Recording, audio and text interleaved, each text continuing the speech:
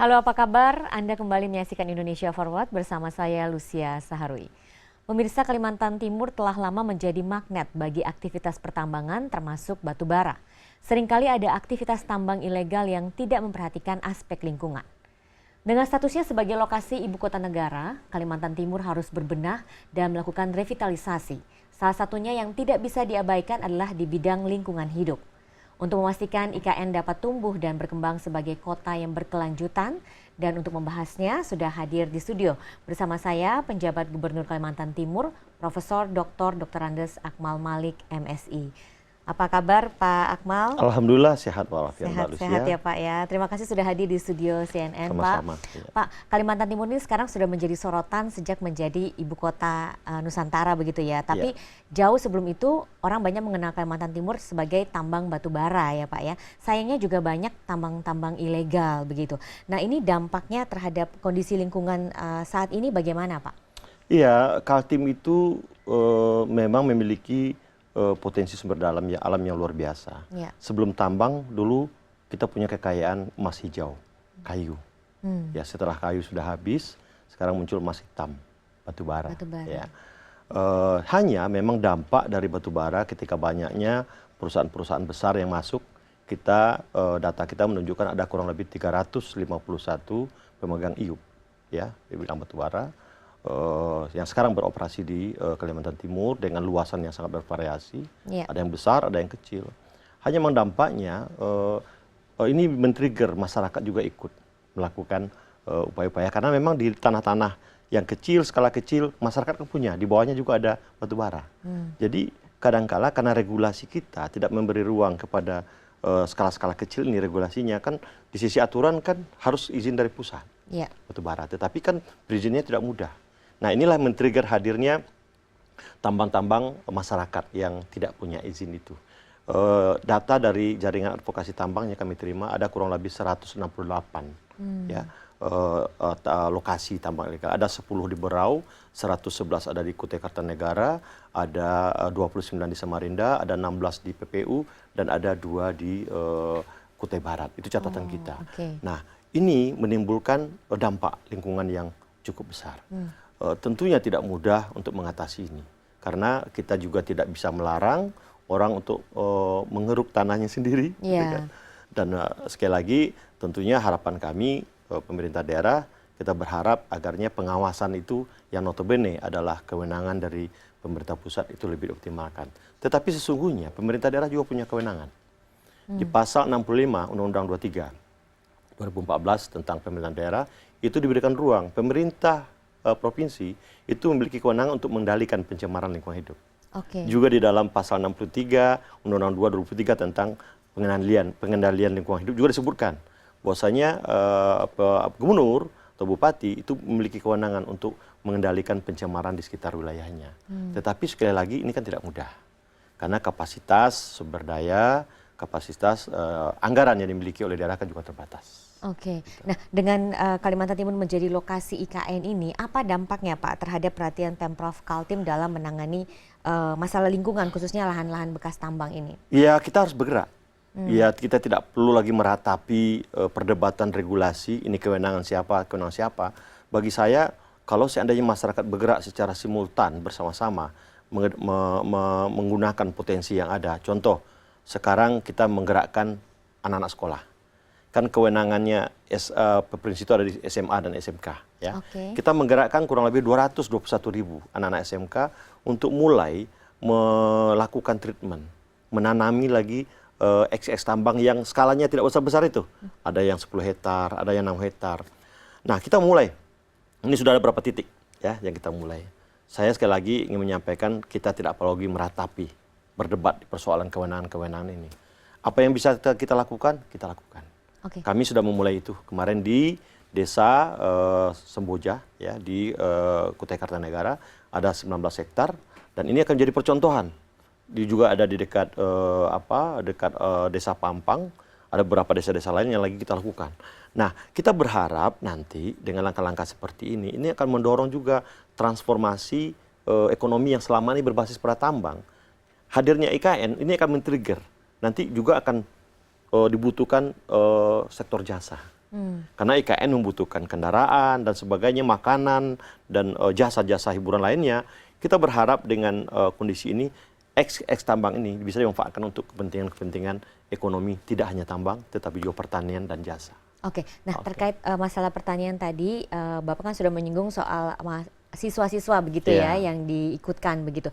Nah ini disuruh menanam pohon begitu ya Pak ya? Diajak ini kan kita memberikan percontohan dulu. Contoh kami memang pendekatan penanganan eks tambang ini nggak bisa parsial, harus kolaboratif. Saya contohkan, Dinas SDM saya minta untuk mencari titik lokasi di mana eks tambang yang bisa dikondisikan dikerjasamakan dengan sekolah. Kemudian Dinas Pendidikan kita berharap ada pengorganisasian oleh guru-gurunya. Kemudian Dinas Kehutanan menyiapkan bibit. Oke. Kemudian Dinas Pertanian juga menyiapkan peternakan. Jadi harus kolaboratif pendekatannya, nggak bisa sendiri-sendiri. Itu kenapa pembiayaan dari masing-masing OPD ini penting. Karena tidak bisa pembiayaan dari SDM sendiri. Bisa pembiayaan dari Dinas Pendidikan, dari Dinas Pertanian, peternakan, harus kolaboratif. Nah ini yang kami lakukan sekarang. Lahan-lahan bekas tambang ini kalau dijadikan pertanian atau perkebunan apa Pak yang ditanam Pak? Macam-macam ya, tergantung pada kondisi tanahnya. Ya, ada yang sudah direklamasi oleh perusahaan atau masyarakat, kita tanamin dengan tanaman contoh seperti untuk makanan peternakan. Kami nanam odot, nanam indigo vera, menanam tanaman-tanaman pakan ternak. Nanti setelah tumbuh kita akan kasih bantuan pada masyarakat setempat. Kita kasih bantuan pada kelompok petani, atau juga bisa kita tanamin dengan tumbuhan-tumbuhan seperti sayuran, kangkung. Saya itu jujur agak surprise dengan kondisi Kaltim. Itu sayuran kangkung itu penyumbang inflasi dalam 3 minggu berturut-turut. Padahal kita punya tanah untuk nanam itu. Kenapa kita tidak tanam saja kangkung sehingga inflasi kita nggak terjadi? Karena sayuran kita masih datangkan dari Sulawesi. Nah, ini yang kita ingin dorong ke depan. Karena produksi kangkung di Kaltim tinggi sekali gitu loh. Orang bikin plating kangkung juga tinggi ya? Makanya inflasi dalam beberapa waktu terakhir itu salah satu adalah komoditasnya kangkung. Nah, eks tambang ini kita maksimalkan. Itu yang kita lakukan. Kalau hasil perkebunan seperti kopi misalnya itu juga bisa Pak? Kopi itu kan tanaman cukup lama ya, ya harus butuh sekian tahun lah. Memang sudah ada untuk kondisi daerah, Kaltim itu paling cocok kopinya jenis Liberica. Itu tumbuh di ketinggian sampai dengan 50 dpl. Dan itu sudah ada di daerah Marangkayu, Kutai Kartanegara, dan rasa kopinya enak. Tetapi sangat dimungkinkan, tapi kita belum bergerak ke sana. Karena tapi sudah ada masyarakat yang bergerak di bidang penanaman kopi. Next, kita akan bergerak ke sana. Pak, alasan untuk yang diajak duluan siswa itu kenapa Pak? Ya, pastinya lebih mudah dimobilisir. Dan saya percaya penyelesaian persoalan-persoalan seperti itu harus dengan pendekatan pendidikan. Karena ini persoalan karakter, persoalan budaya. Kita harus mendidik anak-anak sekolah itu untuk mulai peduli dengan lingkungan. Kalau menggerakkan masyarakat, mohon maaf ya, yang sudah terbiasa ngambil tambang, itu susah sekali. Tapi kalau anak sekolah, ini adalah bagian dari proses pendidikan mereka. Jadi kita menyelesaikan persoalan-persoalan lingkungan kita dengan sekaligus menyiapkan sumber daya manusianya yang ada di sekolah-sekolah. Sehingga nanti kami mencanangkan setiap anak sekolah itu minimal 2 pohon. Akan tanggung jawab dan mereka akan bertanggung jawab nanti untuk merawat pohon-pohonnya sampai selesai pendidikan. Inilah yang sedang kita galang ini sekarang di sekolah. Memang butuh orkestrasi. Tidak mudah memang, tapi harus kita coba. Minimal kita lakukan piloting dulu di beberapa titik, dan insya Allah ini akan menjadi percontohan tontonan nanti untuk di semua Kalimantan Timur. Contoh-contoh program yang sudah berjalan Pak, apa Pak? Banyak ya, ada lembaga-lembaga masyarakat ya, unit pengelola pertanian swadaya, ya contoh kemarin di Agrobara, ada juga di Lowakawar, itu mereka udah bergerak sendiri-sendiri. Dan dia menanam sendiri pepaya di sana, menanam sendiri odot, menanam indigo vera, kemudian menaruh kambing di sana, menaruh sapi di sana. Jadi kotoran itu bisa digunakan untuk memulihkan lahan-lahan yang selama ini dianggap orang tidak subur. Padahal subur loh, kalau di treatment. Kita tinggal treatment tidak perlu lama-lama, paling lama 3 minggu. Setelah kita kasih kapur, pH-nya mulai normal, kita tanamin. Oh, jadi lahan bekas tambang itu tidak butuh bertahun-tahun ya Pak untuk kembali bisa ditanami? Tidak. Tinggal pH-nya dinetralisir dengan menggunakan kapur atau mungkin zat-zat lain. Terus saya sudah buktikan ada di videonya, itu kita lakukan, kita gerakkan. Ada anak SMK Utama Aljabar, sebuah SMK swasta. Ya. Muridnya tidak banyak, paling cuma 302 orang. Itu kita gerakkan dan sampai sekarang mereka terus menanam di lahan seluas 19 hektar.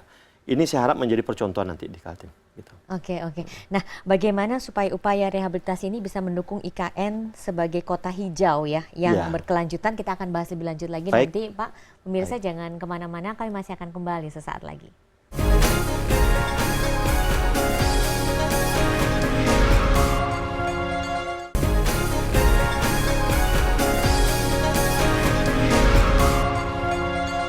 Anda kembali menyaksikan Indonesia Forward dengan pembahasan Kota Samarinda yang tengah berbenah dalam melakukan revitalisasi lingkungan hidup dengan statusnya sebagai lokasi ibu kota negara Kalimantan Timur.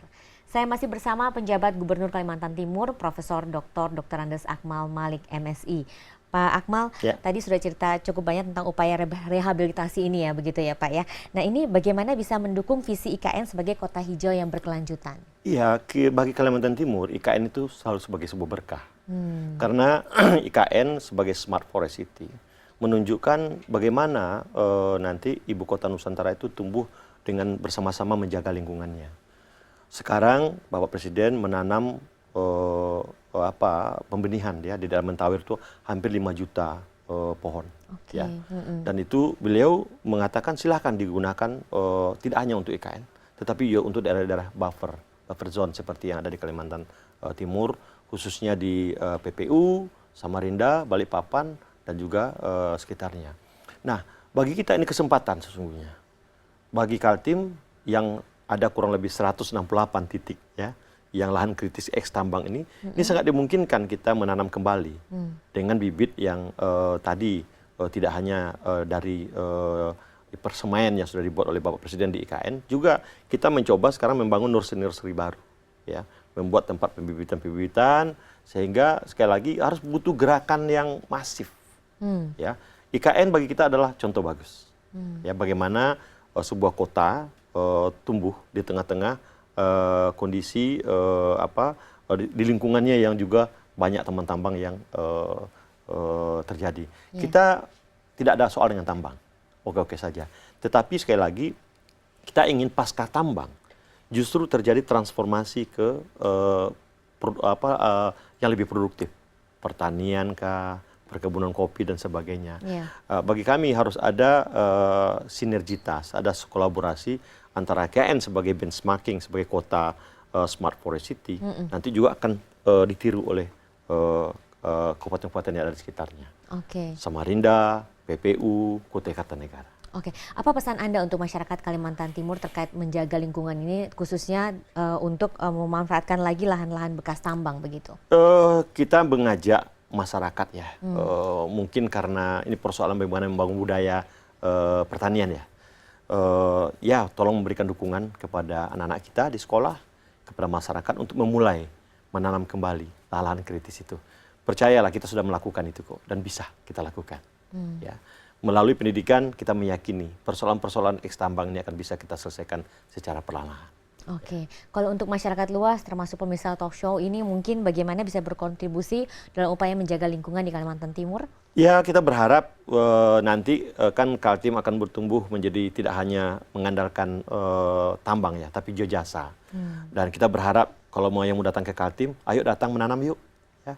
Kita tanamin, berkontribusilah untuk bumi. Tidak untuk Kalimantan, tapi untuk bumi kita. Ya, jangan merusak ya begitu ya Pak ya kalau ke Kaltim ya Pak. Nah 2 bulan lagi nanti akan ada MTQ ya Pak ya, MTQ nasional tanggal 6 sampai tanggal 16 September. Yang ke-30 di Kalimantan Timur. Nah ini sejauh mana persiapannya Pak?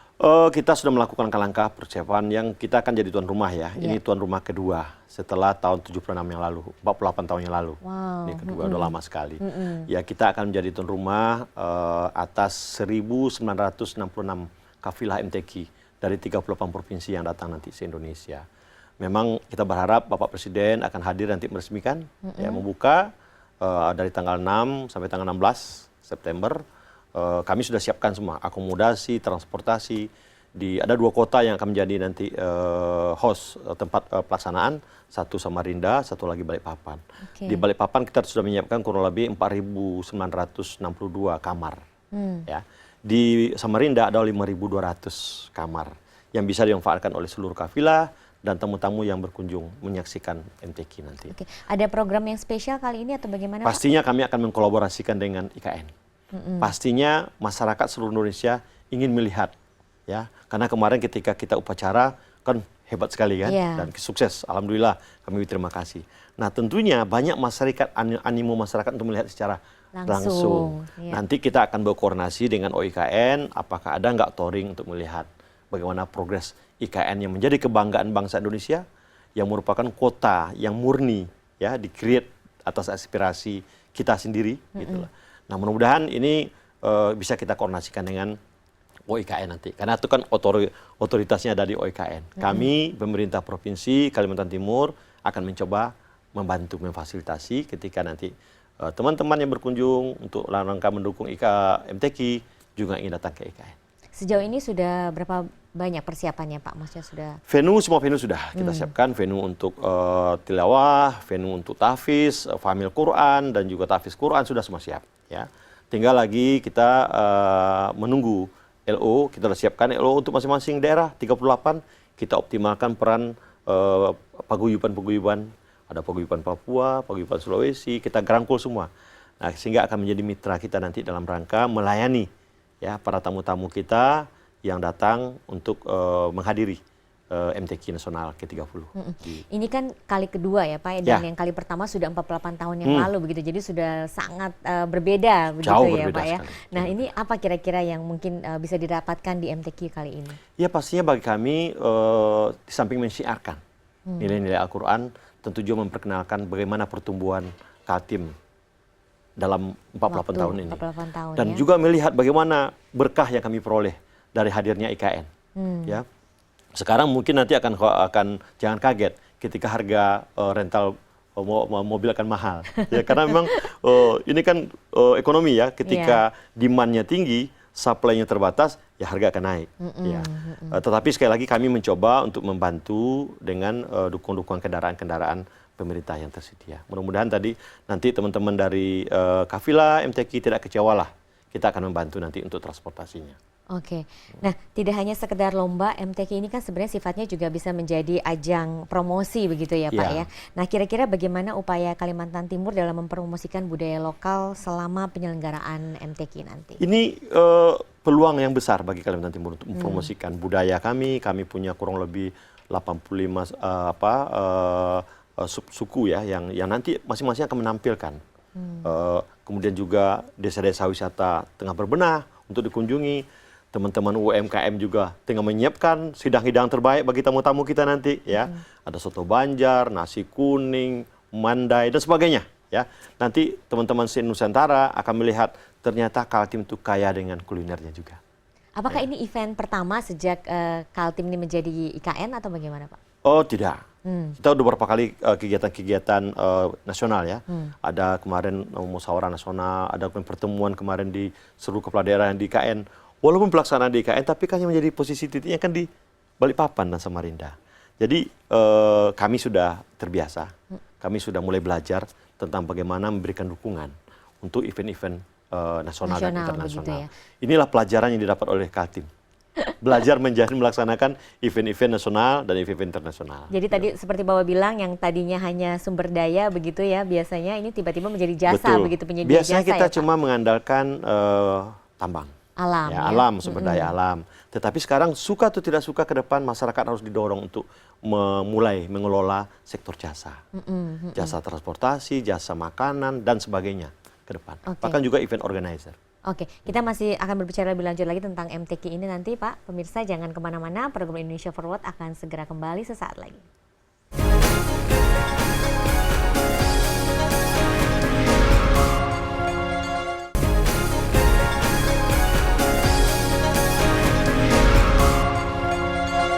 Anda kembali menyaksikan Indonesia Forward yang membahas jelang pelaksanaan Musabakoh Tilawatil Quran ke-30 di Samarinda. Dan saya masih ditemani penjabat Gubernur Kalimantan Timur, Profesor Dr. Andes Akmal Malik, MSI. Pak Akmal, apa saja nih Pak inovasi yang nanti akan dihadirkan dalam pelaksanaan MTQ Nasional ke-30? Iya, mungkin sudah sering didengar Ketua LPTQ Provinsi Kalimantan Timur, Ibu Sikda, Ibu Sri Wahyuni, sudah menyampaikan ini MTQ yang sangat unik.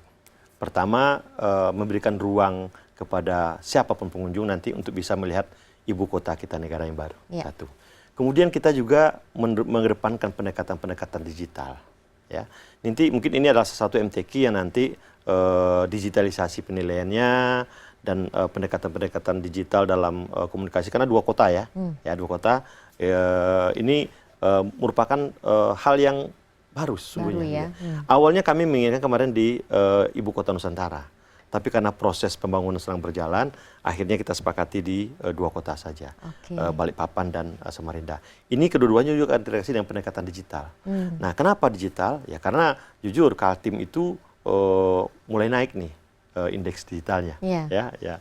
Nanti itu merupakan sebuah keterbaruan yang sedang kami lakukan. Di samping tentunya ini adalah eventnya LPTQ nasional. Pemerintah provinsi hanya memberikan dukungan saja. Kalau ditanya inovasi, pastinya saya tidak mau mendahului nanti LPTQ karena saya bukan LPTQ. Ini kan eventnya LPTQ. Tapi pastilah kami ingin membuat masyarakat pengunjung dari seluruh Indonesia akan bahagia menikmati MTQ di Kalimantan Timur, sekaligus juga mengenal Ibu Kota Nusantara yang baru. Oke, jadi diadakan di 2 kota begitu ya. Ini tentunya tantangan tersendiri ya, Pak. Nah, selain itu ada tantangan apa lagi, Pak, untuk pelaksanaan MTQ ini? Ya, tantangan mungkin adalah transportasi nanti. Ya, pastinya pergerakan antara Kalimantan Samarinda dengan Balikpapan, kami sudah terhubung dengan tol sekarang ya. Ada kurang lebih 96 kilo tol sudah siap. Tidak sulit, apalagi dengan digital ini ya, tidak sulit. Dan masyarakat Kaltim itu sangat majemuk, ya. Dan etnisnya juga sangat bervariasi. Ada kurang lebih 32% etnis Jawa, kemudian ada 29% etnis Sulawesi, kemudian ada 23 etnis Banjar dan 9% etnis Dayak. Semua sangat majemuk. Dan mereka welcome dengan semua warga yang datang. Ya, jadi tentunya kami akan menyuguhkan betapa majemuknya Kalimantan Timur.